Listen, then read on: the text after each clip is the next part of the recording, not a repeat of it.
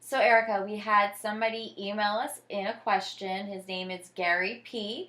from Queens Village, New York. Okay. And he wants to know, what does it mean to be on an expired list, and why do many people frown upon it? Okay, great question. So, for those of you out there that don't know what the expired list is, basically it's a list of sellers that all have a couple of things in common. One is they were interested in selling their home.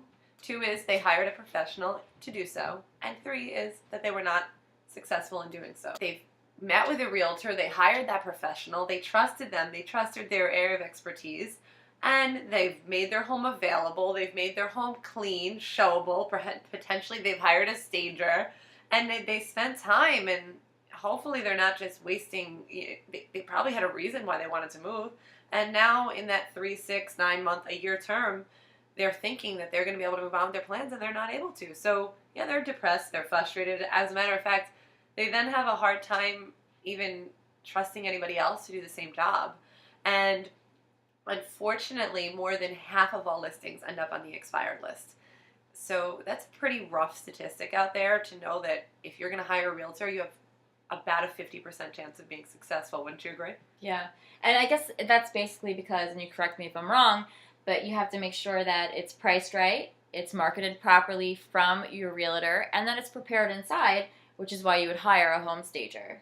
Well, yes, absolutely. And when deciding, I guess, who to work with, it's important that you realize that not all realtors are exactly the same. And so what should sellers do to, I guess, overcome the trust issue with realtors? Because when I talk to realtors, I find that a lot of them say, well, my clients don't trust me. Yeah, well, and they're probably their customers at that point, or their potential clients, I should say, because hopefully when you do hire a real estate agent, you are trusting them. One of the suggestions I would offer is to really interview them and ask them certain questions, like, do you have any professional references? Do you have any testimonials from other past clients? What is your list to sale ratio, basically the percentage difference between what the home was listed out versus what the home was sold for.